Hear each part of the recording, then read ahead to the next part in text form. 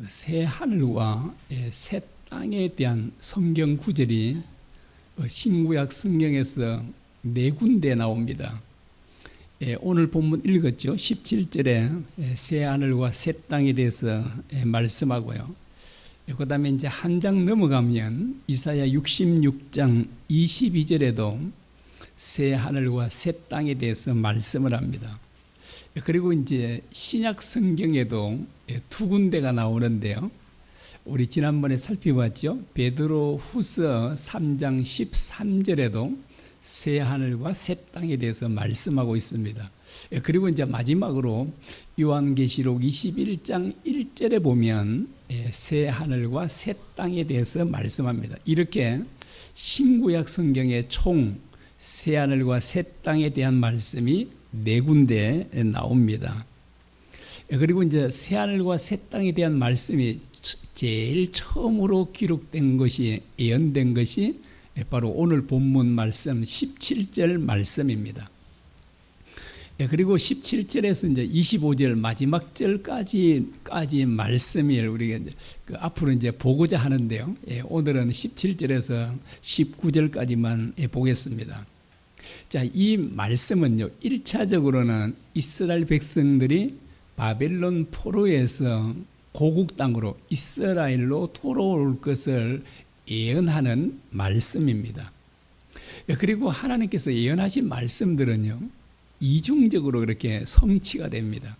그 바벨론 포로에서 돌아올 때 1차적으로 성취가 되고, 또 이 예언의 말씀은 세상 종말 때 이 말씀이 온전하게 이루어질 것입니다.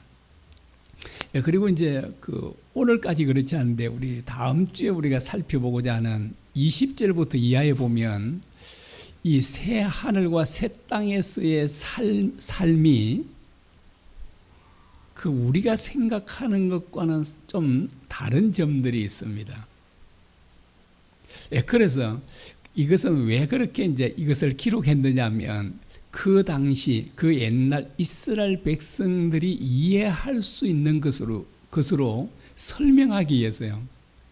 그 구약적인 관점에서 바로 새 하늘과 새 땅에서의 삶을 설명하고 있습니다. 뭐 예를 들면 우리가 심고 그것을 거두며 살 것이다. 내가 집을 짓고 그 안에서 살 것이다. 이렇게 표현을 하고 있습니다. 그래서 이것은 바로 구약적인 표현, 또 율법적인 표현이다. 이렇게 말씀을 하고 있습니다. 그래서 이제 이 말씀이 1차적으로는 바벨론 포로에서 돌아왔을 때 이루어지고, 그리고 이 말씀은 궁극적으로 새 하늘과 새 땅에서의 이 삶은 세상 종말 때 반드시 이루어질 것임을 말씀하고 있습니다. 지금 우리가 살고 있는 이 하늘과 땅은 하나님께서 창조하셨죠. 그리고 우리 인간들과 모든 만물들도 하나님께서 창조하셨습니다. 그와 같이요, 새 하늘과 새 땅도 하나님께서 창조하실 것입니다. 전에 그 짐승들을 복제를 했을 때 사람들은, 우리 인간들이 이제 신의 영역에 이제 도달하게 됐다, 뭐 이런 얘기를 했습니다. 그래서 짐승을 복제할 수 있으니까 사람도 충분히 복제를 할 수 있다고 합니다. 그래서 이제 사람들이 우리 인간들이 신의 영역에까지 이렇게 올라갔다, 침범했다, 뭐 이렇게 얘기를 하는데, 여러분, 우리 하나님께까지 올라갔을까요? 이건 택도 없는 소리예요.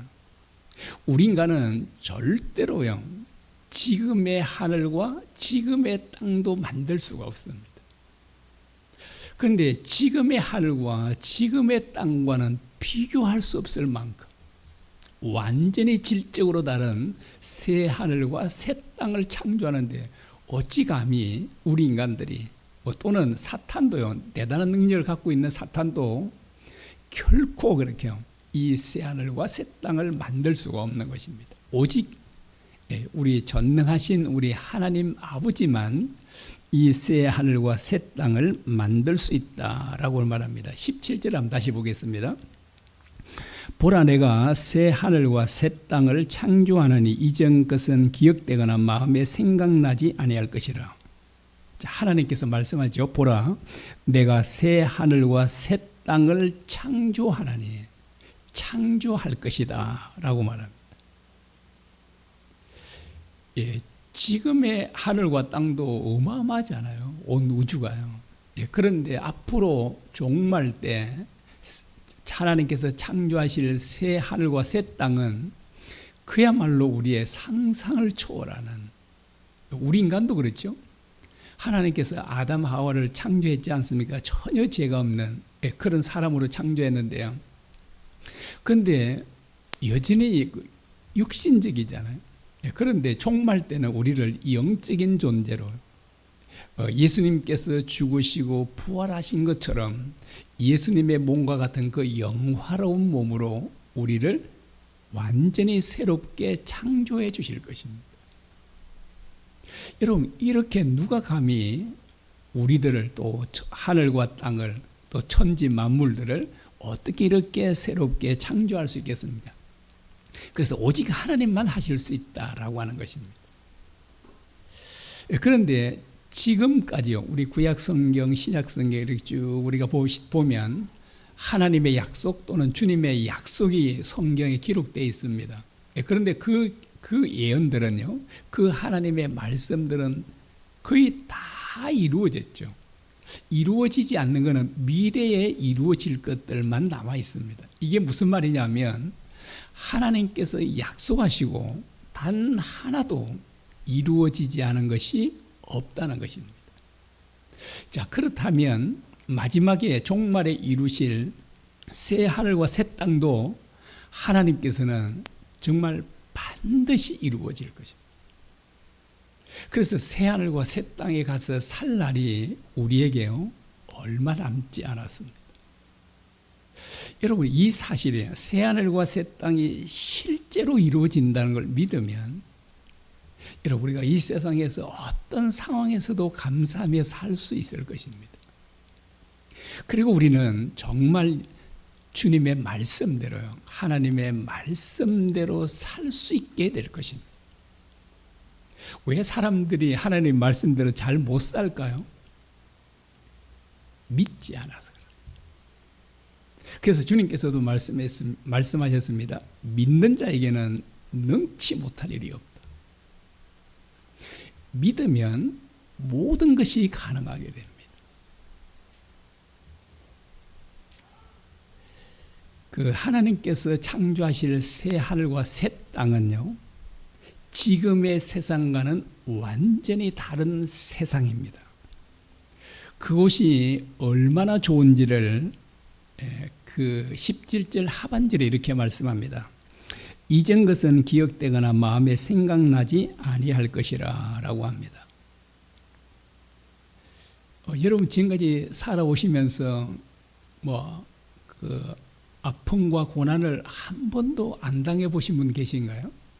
또는 약국이나 병원에 한 번도 가보지 않은 분 계신가요? 그런 분은 안 계시죠. 지금까지 우리가 살아오면서 이런저런 많은 고통과 고난과 아픔들을 겪어 왔습니다. 그리고 어떤 사람은 평생도록 잊을 수 없는 끔찍한 고난을 당하기도 했습니다. 그런데 이 세상에서 당했던 그 불행한 일들, 그런 아픔과 고통의 일들이, 불행한 일들을 새 하늘에서는 전혀 기억나지 않을 것이다라고 합니다. 왜 이렇게 그 나라에서는 기억나지 않을까요? 바로 새 하늘과 새 땅이 너무나도 아름답고 좋은 곳이기 때문입니다. 여러분, 재미있는 드라마를 보면 어떤가요? 시간 가는 줄도 모르고 거기에 푹 빠져서 진짜 드라마를 보고 있을 때는 다른 게 생각이 안 나잖아요. 그게 완전히 몰입 때문에 그렇습니다. 그런데 재미있는 드라마하고는 비교도 할 수 없을 만큼 새 하늘과 새 땅은 너무나도 즐겁고 재미있고 기쁘니까 이 세상에서 받았던 그 모든 고통들, 고난들은 생각도 안 난다. 그래서 이 말씀이 무슨 말씀이냐니까 정말 새 하늘과 새 땅이 얼마나 아름답고 멋지고 좋은 것인가를 이와 같이 말씀하고 있습니다. 그리고 하나님 나라가 정말 얼마나 좋은지요. 새하늘과 새 땅이 얼마나 좋은지를 18절 이하에 말씀합니다. 19절 상반절까지 보겠습니다. 너희는 내가 창조하는 것으로 말미암아 영원히 기뻐하며 즐거워할지니라. 보라, 내가 예루살렘을 즐거운 성으로 창조하며 그 백성을 기쁨으로 삼고 내가 예루살렘을 즐거워하며 나의 백성을 기뻐하리니 라고 합니다. 자, 이제 이 말씀을 보면 지금 새 하늘과 새 땅, 하나님께서 창조하실 그 나라, 그 세상이 어떤 곳인가를 알 수 있는데요. 어떤 곳인가요? 한마디로 말하자면 기쁨이 충만한 곳이다 라고 합니다. 그 18절을 한번 다시 보겠습니다. 너희는 내가 창조하는 것으로 말미암아 영원히 기뻐하며 즐거워할지니라. 자, 여기 보면 언제까지 기뻐하고 즐거워한다고 합니까? 언제까지요? 여기 보니까요. 영원히 기뻐하며 즐거워하게 될 것이다 라고 말합니다. 이 말은 무슨 말이냐니까요. 시간적으로도 길이로도 영원하지만 이 말씀은 완전한 기쁨을 누린다는 것을 의미합니다.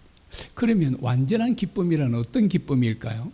완전한 기쁨이란 이게 1초도요 기쁨이 없지 않고 1초도 쉬지 않고 기쁨이 계속될 것이라는 말이에요. 그래서 항상 기뻐하고 영원히 기뻐하고 이걸 가리켜서 완전한 기쁨이다라고 합니다. 여러분, 이 세상에 이런 기쁨이 있을까요? 이 세상에는 당연히 없죠. 이 세상에서는 이런 완전한 기쁨을 그 어디에서도 찾을 수가 없습니다. 하나님께서 우리 인간을 위해 에덴 동산을 만들어 주셨지 않습니까? 그와 같죠. 하나님께서는 또 새 예루살렘을 창조해 주실 것이다 라고 말합니다. 자, 이렇게 말하죠. 그 18절 하반절입니다. 보라, 내가 예루살렘을 즐거운 성으로 창조하며 그 백성을 기쁨으로 삼고 라고 합니다.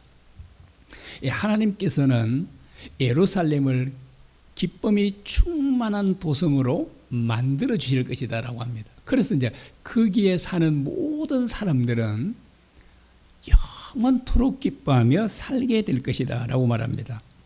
계시록 21장에 보면 새 예루살렘이요 하늘에서 내려온다 그래요. 하나님께로부터 내려온다라고 합니다. 제가 한번 읽어드리겠습니다. 계시록 21장 2절입니다.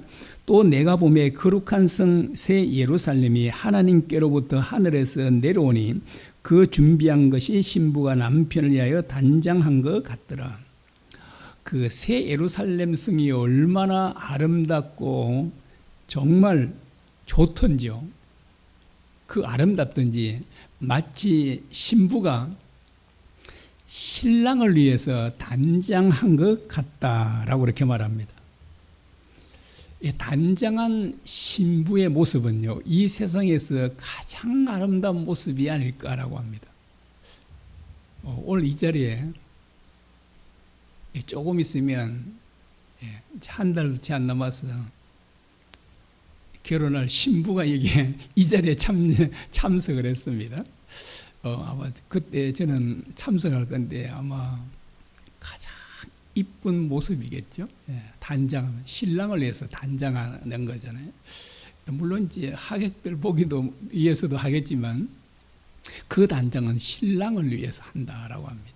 그래서 이 세상에서 가장 아름다운 모습이 있다면 신부가 신랑을 위해서 단장하는 거예요. 저도 결혼한 지가 이제 36, 7년 되는 거, 아직 40년까지는 아마 아직 안 된 것 같은데, 지금도 제 아내가 저를 위해서 그 단장한 신부의 아름다운 모습이 지금도 기억이 납니다. 아마 결혼한 분들은 다 그러겠죠. 정말 아름다웠습니다. 아마 여러분들의 그 부인도 그러겠죠. 아내도 아마 그렇게 정말 아름다웠을 것입니다.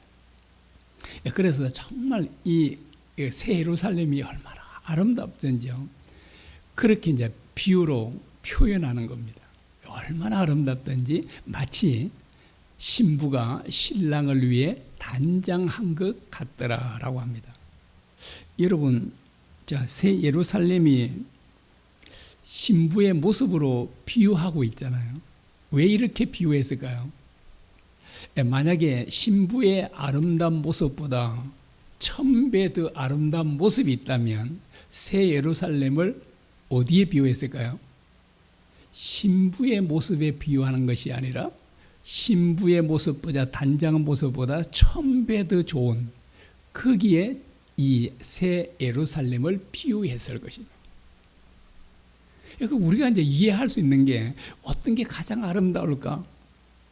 생각해도 그냥 신부의 모습 이밖에 없는 거예요. 이제 그보다 1000배, 10,000배 아름다운 모습이 있다면 그 모습으로 이 천국을, 새 예루살렘을 우리들에게 말씀했을 것입니다.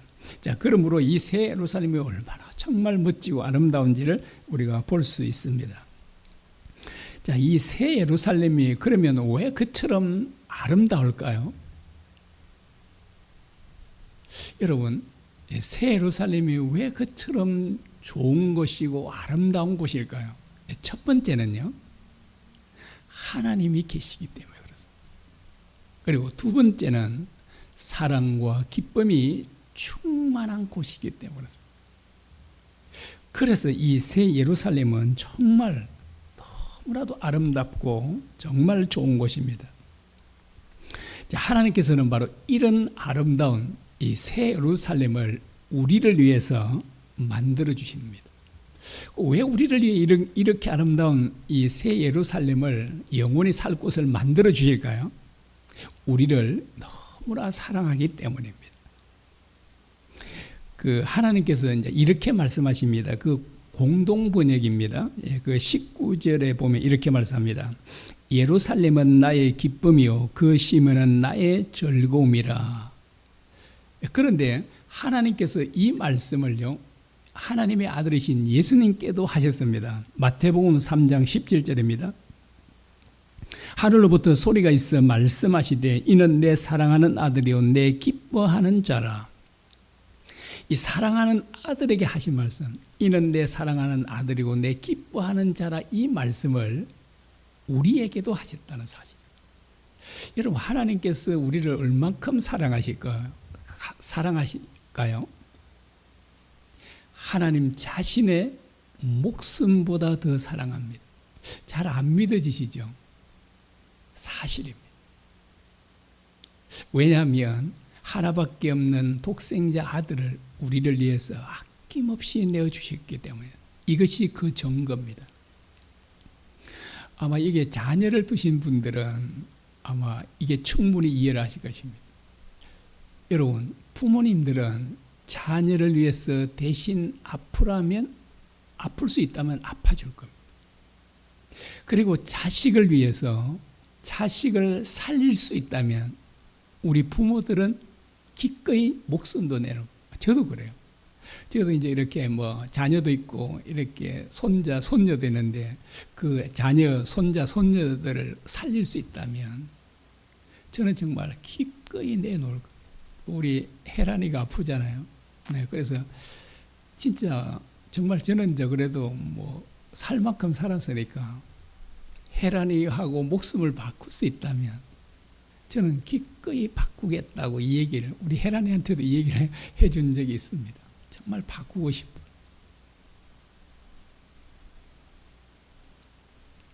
여러분, 자식은 내 생명보다 귀해요. 이것은 우리 인간들만 그런 게 아니라 하나님께도 마찬가지예요. 하나님에게도 하나밖에 없는 아들은 자신의 목숨보다 귀해요. 그런데 그 목숨보다 귀한 하나님의 아들을 우리를 살리기 위해 아낌없이 내어주셨다는 것은 하나님께서 우리 인간들을, 우리들을 얼마나 정말 사랑하시는지를 우리에게 잘 보여주고 있습니다. 여러분, 부모님들의 간절한 소원이 뭘까요? 우리 이제 자녀를 둔 부모님들의 소원이 뭐죠? 자식들이 행복하게 사는 거예요. 이게 가장 큰 소원이에요. 뭐 결혼을 했던, 결혼을 또 시집 장가를 보냈던, 아니면 집에 데리고 있던 부모님들의 간절한 소원이 있다면 자녀들이 행복하게 사는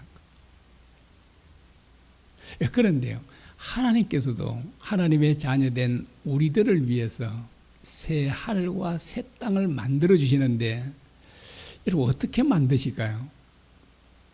뭐 성경에는 나와 있지 않지만 제가 생각에 이제 이 말씀을 주면 어떤 생각이 드냐니까요. 하나님께서 자신의 모든 능력을 총동원해서 새 하늘과 새 땅을 만들어 주실 것이다라고 하는 것입니다. 여러분, 하나님의 능력은 무한하시잖아요. 그 무한하신 능력으로 우리를 위해서 우리에게 가장 좋은 새 하늘과 새 땅을 만들어 주시는 그 새 하늘과 새 땅, 새 예루살렘이 얼마나 아름답고 좋겠습니까? 그래서 이 사실을 진짜 믿었던 사도 바울은 속히 이 세상을 떠나서 주님께로 가고 싶다라고 이렇게 말했습니다. 그래서 정말 천국을 실제로 믿는 사람은요, 암에 걸리면 어떨까요? 기뻐할 수 있잖아요. 암 말기가 됐다? 진짜 기뻐할 수 있습니다. 저도 암 수술을 했잖아요. 제가 얼마나 정말 기뻐한지 모릅니다. 제가 수술방에 들어가면서도 그렇게 기뻐했었어요. 진짜 새로운 세계로 여행 가는 것처럼. 예.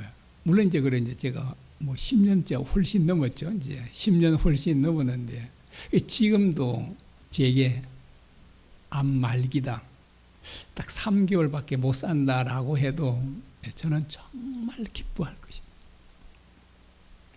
제가 춤을 못 추지만 아마 여기서 춤을 출지도 몰라요. 너무나도 좋은 일이죠. 여러분, 주님 계신 그 주님의 나라가 이 세상과 비교가 안 되는 거잖아요. 그래서 정말 저는 하나님께서 만들어주실 새하늘과 새 땅, 하나님의 모든 능력, 모든 지혜를 다해서 만들어주시는 그 새하늘과 새 땅이 정말 얼마나 좋을까. 제가 이 말씀을 준비하고 이 밑에서도 기도하고 올라오면서도 이렇게 그렇게 제 가슴에 이렇게 참 벅찼습니다. 그게 실제다. 하나님께서 이 세상의 하늘과 땅을 만드신 것처럼 종말 때 새 하늘과 새 땅을 창조할 것이라고 하시는 그 주님의 말씀은 반드시 이루어질 것입니다.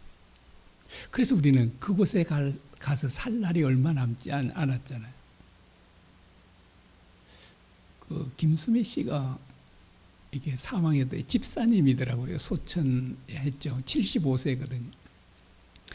그 김수미 씨만큼 제가 삶은 이제 한 7년 정도 남은 것 같습니다. 7년은 10년도 잠깐인데 7년도 잠깐이겠죠. 저는 정말 그때도 좋고 70대가 돼서 곧 2년 후도 좋고 언제라도 죽음을 맞이할 수 있다면 정말 저는 기쁘게 주님 나라에 갈 수 있을 것 같습니다. 자, 새하늘과 새 땅이 얼마나 좋은 곳인지를 또 이렇게 표현합니다. 19절 하반절입니다. 우는 소리와 부르짖는 소리가 그 가운데서 다시 들리지 아니할 것이며 라고 합니다. 자, 새하늘과 새 땅에는 우는 소리와 부르짖는 소리, 울부짖는 소리가 다시는 들리지 않을 것이다 라고 합니다. 근데 이 세상은 어떤가요? 이 세상에는 우는 소리와 울부짖는 소리가 끊임없이 들려오고 있잖아요. 제가 이렇게 인터넷 찾아보니까요, 가자 지구에서 사망한 사망자가 42,000명, 부상자가 97,000명, 피난민은 230만 명, 그런데 이게 끝이 아니잖아요. 지금도 계속 이스라엘이 공습을 하고 있습니다. 그리고 레바논의 사망자가 2,500명, 부상자가 5,000명, 피난민이 120만 명. 우크라이나 전사자가 5만 7천 명, 부상자가 25만 명. 러시아 사망자가 11만 5천 명, 즉 부상자는 50만 명. 그래서 우크라이나보다 러시아가 그 사망자, 부상자 다 배더라고요. 그리고 우크라이나의 그 민간인 사망자가 11,520명, 부상자가 23,640명. 그리고 우크라이나 피난민은 무려 800만 명입니다. 그리고 이제 사실은 그 전쟁이 났을 때 피해서 갔던 사람들이, 돌아온 사람들이 약 1,000만 명입니다.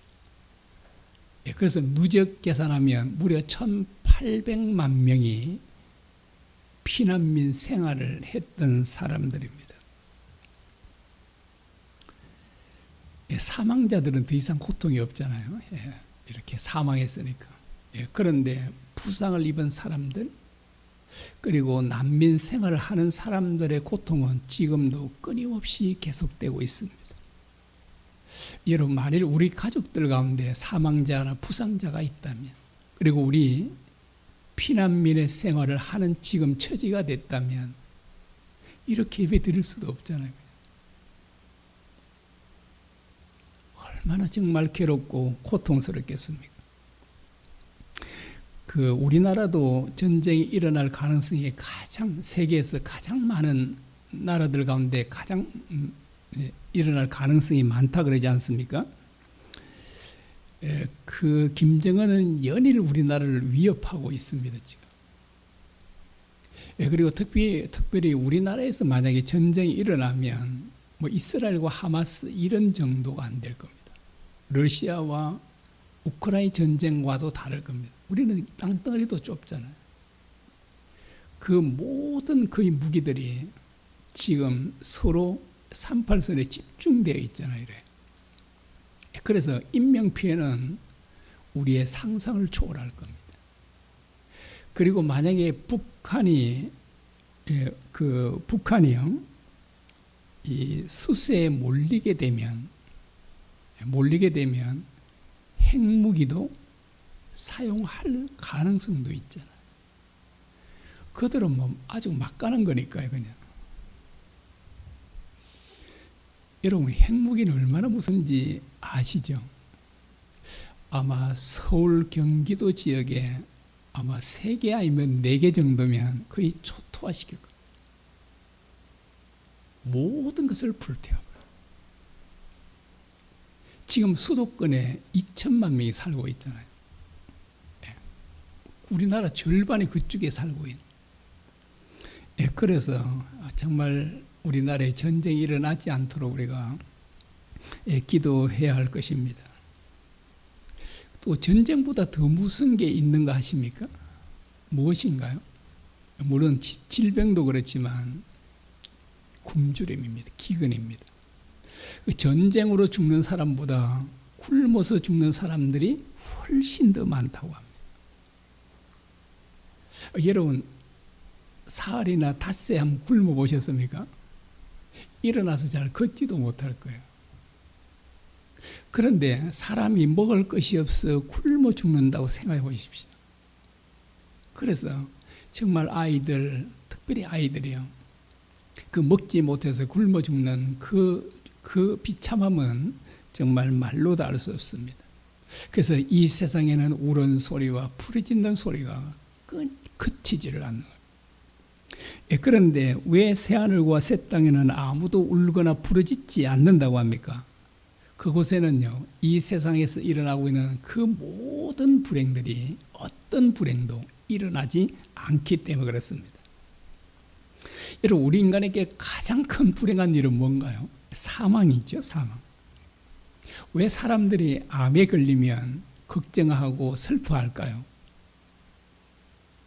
죽을지도 모르기 때문이죠. 그래서 암에 걸리면 그리고 특별히 뭐 말기암이다라고 하면 절망하잖아요. 너무나도 많이 염려하고 슬퍼하잖아요.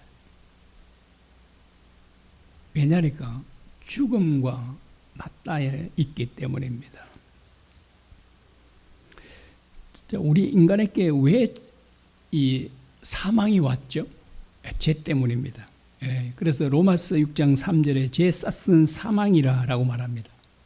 죄가 들어옴으로 사망이 왔다고 로마서 5장 12절에 말씀합니다. 그러므로 한 사람으로 말미암아 죄가 세상에 들어오고 죄로 말미암아 사망이 들어왔나니 이와 같이 모든 사람이 죄를 지었으므로 사망이 모든 사람에게 이르렀느니라. 에덴 동산에는 사망이 없었습니다. 그런데 아담이 죄를 짐으로 에덴 동산에도 사망이 들어오게 됐습니다. 하나님께서 왜 홍수로 세상을 심판하셨습니까? 죄악이 온 세상에 관영했기 때문입니다. 자, 우리가 영원히 기뻐하며 살기 위해서는 반드시 죄를 없애야 되는 겁니다. 자, 그래서 하나님께서는 죄로 가득한 이 세상을요, 완전히 불로 태우시고 정말 새 하늘과 새 땅을 창조하실 것이다 라고 그렇게 말합니다. 자, 새 하늘과 새 땅에는 사망이 없고 죄가 없습니다. 질병도 없습니다. 어떤 불행한 일도 없습니다. 자, 새 하늘과 새 땅에는 기쁨이 충만하다라고 말합니다. 그리고 새 하늘과 새 땅에는 전쟁이 없으니까요, 언제나 평화와 안식이 보장됩니다. 그리고 새하늘과 새 땅에는 정죄하거나 비판하는 사람이 없습니다. 다투는 사람도 없습니다. 자, 왜 새하늘과 새 땅에 사는 사람들에게는 기쁨이 충만할까요? 왜 그들은 다투지 않을까요? 서로 사랑하기 때문입니다. 여러분, 왜 이 천국이 새하늘과 새 땅이 기쁨으로 충만할까요? 사랑이 충만하기 때문에 그렇습니다. 자, 이 기쁨은 사랑 안에 있습니다. 사랑할 때 우리가 참 기쁨을 누릴 수 있다라고 그렇게 말합니다. 그런데 반대로 누구를 미워하거나 정오하는 사람에게는 기쁨이 있을 수가 없습니다. 그 사람은 절대로 행복할 수도 없습니다. 우리가 이제 주님의 나라 가면요, 하나님과 또 우리 주님과 끊임없는 교제를 나눌 겁니다. 그런데 그분들과 대면해서 끊임없는 교제를 나누면 우리에게 뭐가 생길까요? 사랑입니다. 우리가 하나님과 끊임없는 교제를 나눌 때 우리의 사랑은 마치 예수님과 같은 수준에 이르기까지 우리의 사랑이 점점 자라갈 것입니다. 그렇게 하나님과 교제를 누리면 누릴수록 계속 이렇게 우리의 사랑이 점점 자라가게 됩니다. 자, 우리의 사랑이 주님과 같은 그런 사랑의 수준으로 올라가면 우리도 하나님처럼 살고 예수님처럼 살게 될 것입니다.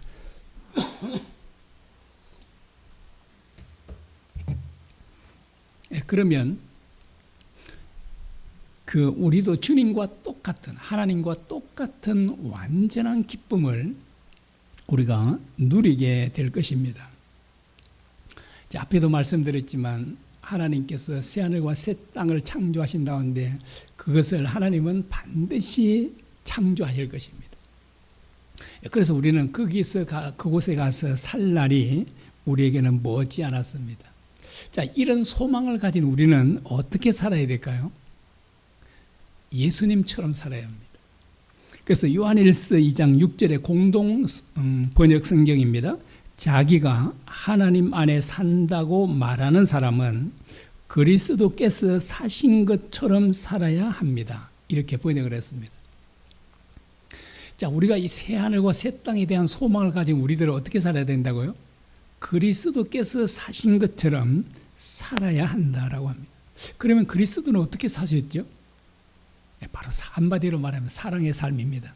요한복음 13장 34절입니다. 새 계명을 너희에게 주노니 서로 사랑하라. 내가 너희를 사랑같이 너희도 서로 사랑하라라고 합니다. 그리고 사도 요한도 동일하게 말했습니다. 요한일서 3장 14절입니다. 우리는 형제를 사랑함으로 사망에서 옮겨 생명으로 들어간 줄을 알거니와 사랑하지 아니하는 자는 사망에 머물러 있느니라. 자, 그 사도 요한은 형제를 사랑함으로 사망에서 옮겨 생명으로 들어갔다 이렇게 말합니다. 자, 그리고 사랑하지 아니한 자는 사망 가운데 머물러 있다 이렇게 말합니다. 자, 형제를 사랑하는 사람은 새하늘과 새 땅에서 사는 것이 정말 잘 어울리잖아요. 그런데 형제를 정죄하거나 비판하는 사람은 사탄의 나라에 사는 것이 훨씬 더 잘 어울립니다. 자, 베드로 사도도 동일하게 말했습니다. 베드로전서 4장 8절입니다. 무엇보다 뜨겁게 서로 사랑할지니 사랑은 허다한 죄를 덮느니라. 예, 그러죠. 참 사랑하면 허다한 죄를 덮여주잖아요. 자, 여러분에게 묻고 싶습니다. 예, 여러분은 형제의 허물을 덮어줍니까?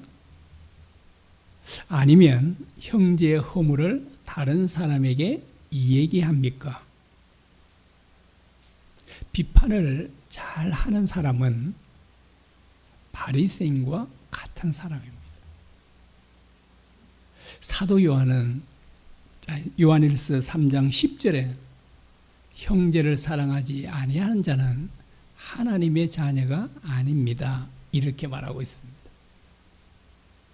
그래서 어떤 사람이 새하늘과 새 땅에 가서 살기에 적합한 사람인지를 성경은 이와 같이 우리에게 말해줍니다. 형제를 사랑하는 사람이다 라고 하는 것입니다. 우리 같이 찬양 드리겠습니다.